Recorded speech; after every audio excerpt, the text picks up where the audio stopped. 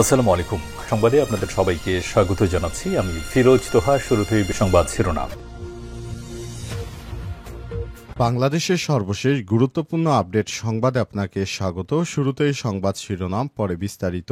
প্রথমে জানাবো, রোববার সন্ধ্যায় খালেদা জিয়ার সঙ্গে বৈঠক করবেন পাকিস্তানের উপপ্রধানমন্ত্রী। ঢাকায় সফররত পাকিস্তানের উপপ্রধানমন্ত্রী ও পররাষ্ট্রমন্ত্রী ইসাক দার 24 আগস্ট সন্ধ্যায় বাংলাদেশ জাতীয়তাবাদী দল বিএনপির চেয়ারপারসন বেগম খালেদা জিয়ার সঙ্গে বৈঠক করবেন। সন্ধ্যা 7টার দিকে ওই বৈঠক অনুষ্ঠিত হওয়ার কথা রয়েছে। এরপর জানাবো, নির্বাচন না হওয়া পর্যন্ত সত্যিকার অর্থে কোনো সংস্কার বাস্তবায়ন সম্ভব নয় বললেন জাপার একাংশের চেয়ারম্যান। অবাধ, সুষ্ঠু, নিরপেক্ষ নির্বাচন না হওয়া পর্যন্ত সত্যিকারের অর্থে কোনো সংস্কার বাস্তবায়ন সম্ভব নয় বলে মন্তব্য করেছেন জাতীয় পার্টি একাংশের চেয়ারম্যান আনিসুল ইসলাম মাহমুদ। আজ বিকেলে গুলশানে ঢাকা মহানগর উত্তর ও দক্ষিণ যৌথ সভায় এমনটা বলেন তিনি। এদিকে দুই সাংবাদিকের উপর হামলায় জামাত ইসলাম ও ইসলামী আন্দোলনের নিন্দা। ভোলায় দুই সাংবাদিকের উপর তীব্র হামলা চালিয়েছে বিএনপির কুখ্যাত সন্ত্রাসী গ্রুপ। শনিবার এক বিবৃতিতে জামাত ইসলামের সহকারী সেক্রেটারি জেনারেল ও কেন্দ্রীয় প্রচার ও মিডিয়া বিভাগের প্রধান অ্যাডভোকেট এহসানুল মাহবুব জুবায়ের বলেন, শুক্রবার দুপুরে ভোলার দৌলত খান উপজেলার ভবানীপুর এলাকায় সরকার প্রদত্ত জেলেদের সহায়তায় গরু বিতরণ সংক্রান্ত তথ্য সংগ্রহের সময় টিভির সহযোগী সিনিয়র রিপোর্টার নাসির উদ্দিন লিটন ও ভিডিও জার্নালিস্ট উৎপল দেবনাথের উপর স্থানীয় বিএনপির সন্ত্রাসী নেতা কাজী রাসেলের নেতৃত্বে হামলার ঘটনা ঘটেছে। এদিকে মুকসিদপুরে যাত্রীবাহী বাস খালে পড়ে একজন নিখোঁজ, 20 জন আহত। গোপালগঞ্জের মুকসিদপুরে যাত্রীবাহী বাস খালে পড়ে একজন নিখোঁজ এবং নারী ও শিশুসহ 20 জন আহত হয়েছে। আজ ঢাকা বরিশাল মহাসড়কের মুকসিদপুর উপজেলার তারাকান্দি এলাকায় এই দুর্ঘটনা ঘটে।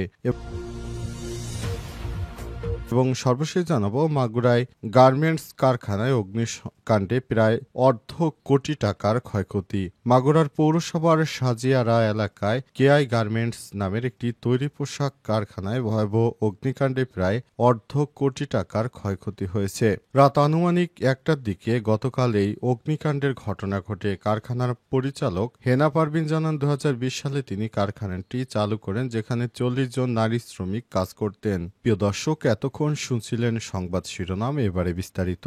তবে তার আগে বন্ধুরা, অনুরোধ থাকবে সংবাদটিতে একটি লাইক দিন। এই চ্যানেলে আপনি নতুন হয়ে থাকলে আমাদের সংবাদটি দেখতে দেখতে চ্যানেলটি সাবস্ক্রাইব করে রাখুন। কমেন্ট করে বন্ধুরা আপনার মূল্যবান মতামত জানিয়ে দিন আপনি বিশ্বের কোন দেশ থেকে বা বাংলাদেশের কোন স্থান থেকে আমাদের সংবাদটি দেখছেন এবং শুনছেন। আর বন্ধুরা, এই সংবাদটি আপনার সোশ্যাল মিডিয়া ফেসবুকে শেয়ার করে বন্ধুদেরও দেখার সুযোগ করে দিন। এবারে বিস্তারিত। রোববার সন্ধ্যায় খালেদা জিয়ার সঙ্গে বৈঠক করবেন পাকিস্তানের উপপ্রধানমন্ত্রী। ঢাকায় সফররত পাকিস্তানের উপপ্রধানমন্ত্রী ও পররাষ্ট্রমন্ত্রী ইসাক দার রোববার 24 আগস্ট সন্ধ্যায় বাংলাদেশ জাতীয়তাবাদী দল বিএনপির চেয়ারপারসন বেগম খালেদা জিয়ার সঙ্গে বৈঠক করবেন। সন্ধ্যা 7টার দিকে এই বৈঠক অনুষ্ঠিত হওয়ার কথা রয়েছে। এর আগে শনিবার 23 আগস্ট বিকেলে জাতীয় নাগরিক পার্টি বাংলাদেশ, জামাত ইসলাম, বিএনপি নেতাদের সঙ্গেও আলাদা বৈঠক করেছেন ইসাক দার। ঢাকায় পাকিস্তান হাইকমিশনের এসব বৈঠক অনুষ্ঠিত হয়েছে। শনিবার 3 দিনের সরকারি সফরে ঢাকায় আসেন পাকিস্তানের উপপ্রধানমন্ত্রী ও পররাষ্ট্রমন্ত্রী ইসাক দার। বিশেষ ফ্লাইটে হজরত শাহজালাল আন্তর্জাতিক বিমানবন্দরে পৌঁছালে তাকে স্বাগত জানান পররাষ্ট্র সচিব আসাদ আলম সিয়াম। সফরকালে ইসাক দার বাংলাদেশের পররাষ্ট্র উপদেষ্টা তৌহিদ হোসেন, প্রধান উপদেষ্টা ড মোহাম্মদ ইউনুস, বিএনপি চেয়ারপারসন খালেদা জিয়ার সহ বিভিন্ন রাজনৈতিক দলের নেতাদের সঙ্গে বৈঠক করবেন বলে জানা গেছে। তাই এই সফর পাকিস্তান ও বাংলাদেশের মধ্যে, দুই দেশের মধ্যে খুবই গুরুত্বপূর্ণ একটি ইস্যু সামনে আনবে।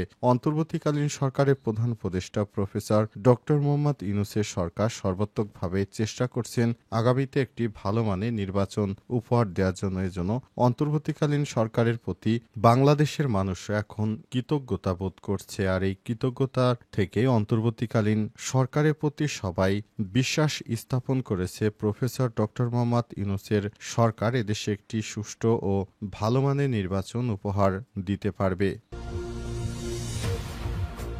দেশে নির্বাচন না হওয়া পর্যন্ত সত্যিকার অর্থে কোনো সংস্কার বাস্তবায়ন করা সম্ভব নয়, জাপা এক অংশের চেয়ারম্যান। অবাধ সুষ্ঠু নিরপেক্ষ নির্বাচন না হওয়া পর্যন্ত দেশে সত্যিকার অর্থেই কোনো সংস্কার বাস্তবায়ন সম্ভব নয় বলে মন্তব্য করেছেন বাংলাদেশ জাতীয় পার্টি এক অংশের চেয়ারম্যান আনিসুল ইসলাম মাহমুদ। আজ বিকেলে গুলশানে ঢাকা মহানগর উত্তর ও দক্ষিণের যৌথ সভায় এমনটা বলেন তিনি। আনিসুল ইসলাম মাহমুদ বলেন, শুধু সংস্কার কি হবে, এক এক দল এক এক কথা বলে, এভাবে সংস্কার হয় না। আমি আগেও বলেছি সংস্কারের জন্য এত সময় নষ্ট করছেন। আজকে যদি সবকিছু ঠিকঠাকও করতে পারেন, কারণ নির্বাচন না হওয়া পর্যন্ত, পার্লামেন্ট না হওয়া পর্যন্ত এই সংস্কার বাস্তবায়ন করতে পারবেন না। কাজেই সত্যিকারের অর্থ সংস্কার চাইলে অবশ্যই সুষ্ঠু সুন্দর নিরপেক্ষ নির্বাচনে জোর দিতে হবে।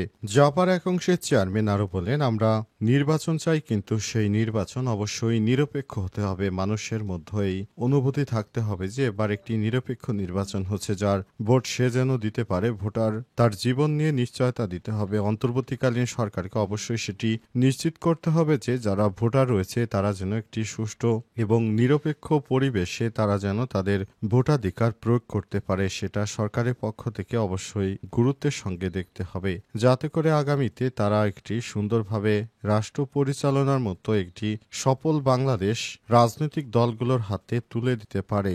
দেশে যেন আর কোনো হানাহানি না থাকে, দেশটা যেন সুন্দর মতো পরিচালনা করতে পারি, এজন্য অন্তর্বর্তীকালীন সরকারের প্রথম প্রায়োরিটি এই বিষয়টিকেই দেওয়া উচিত বলে মন্তব্য করেছেন জামাতের ইসলামের নেতাকর্মীরা সহ জাতীয় পার্টির এই নেতৃত্ববৃন্দরা। দুই সাংবাদিকের উপর হামলা, জামাত ও ইসলামী আন্দোলনের নিন্দা। ভোলায় দুইজন সাংবাদিকের উপর হামলার তীব্র নিন্দা ও প্রতিবাদ জানিয়েছে জামাত ইসলাম ও ইসলামী আন্দোলন। শনিবার এক বিবৃতিতে জামাত ইসলামের সহকারী সেক্রেটারি জেনারেল এবং কেন্দ্রীয় প্রচার ও মিডিয়া বিভাগের প্রধান অ্যাডভোকেট এহসানুল মাহবুব জুবায়ের বলেন, শুক্রবার দুপুরে ভোলা জেলার দৌলত খান উপজেলার ভবানীপুর এলাকায় সরকার প্রদত্ত জেলেদের সহায়তায় গরু বিতরণ সংক্রান্ত তথ্য সংগ্রহের সময় টেলিভিশনের সহযোগী সিনিয়র রিপোর্টার নাসির উদ্দিন লিটন ও ভিডিও জার্নালিস্ট উৎপল দেবনাথের উপর স্থানীয় বিএনপি নেতা কাজী রাসেলের নেতৃত্বে হামলার ঘটনা ঘটেছে। এই হামলায় তারা গুরুতর আহত হন। আমি এই নেক্কাজনক ঘটনার তীব্র নিন্দা জানাচ্ছি। বিএনপি এবং তারেকের সন্ত্রাসী সংগঠন বাংলাদেশে যেভাবে নিরীহ মানুষ ও সাংবাদিকদেরও রক্ষা দিচ্ছে না, এটি আমরা কোনোভাবেই মেনে নেব না।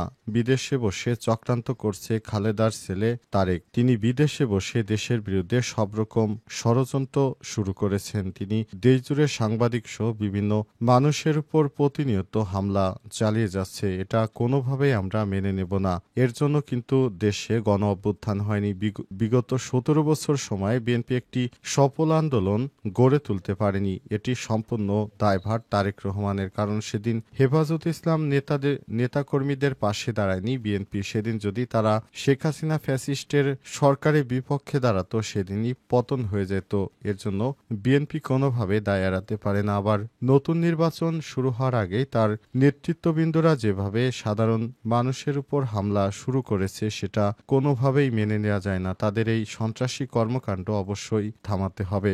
দেশের মানুষ জানে বিএনপি একটি সন্ত্রাসী সংগঠন। সব সন্ত্রাসী সংগঠনের এই বাংলাদেশে আর কোনো জায়গা হবে না। আগামী বাংলাদেশ হবে একটি মানবিকতার বাংলাদেশ। এই বাংলাদেশ প্রতিষ্ঠিত করার জন্যই আমরা সবাই একসঙ্গে কাজ করব। এই বাংলাদেশ এমন একটি বাংলাদেশ গড়ে তুলতে চাই যে বাংলাদেশে আর কোনো সন্ত্রাসী সংগঠন থাকতে পারবে না। মুকসুদপুরে যাত্রীবাহী বাস খালে পড়ে একজন নিখোঁজ, আহত অন্তত 20 জন।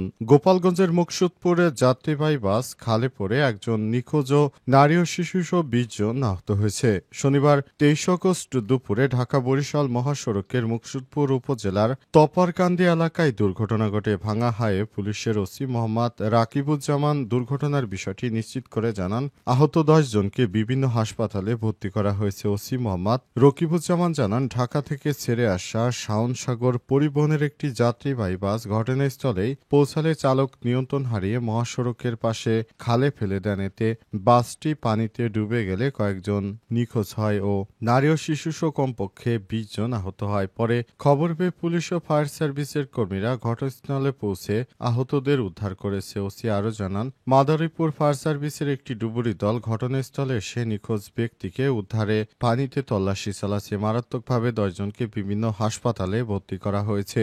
ভবিষ্যতে যেন কোনো চালক এই ধরনের আর কোনো কর্মকাণ্ড না ঘটায় সেজন্য তাদেরকে পুলিশের পক্ষ থেকে নির্দেশনা জারি করা হয়েছে। ভবিষ্যতে তারা যেন গুরুত্বের সঙ্গে তাদের পরিবহনটি পরিচালনা করে, যাতে করে আর কোনো নিরীহ মানুষের জীবন ঝুঁকির মধ্যে না পড়ে বলে জানিয়েছে পুলিশের সদস্যরা। তারা জানিয়েছে, আমরা সবসময় মহাসড়কে বলি ট্রাফিক আইন মেনে চলুন এবং দুর্ঘটনা রোধ করুন এবং পুলিশকে সর্বাত্মক সহযোগিতা করুন।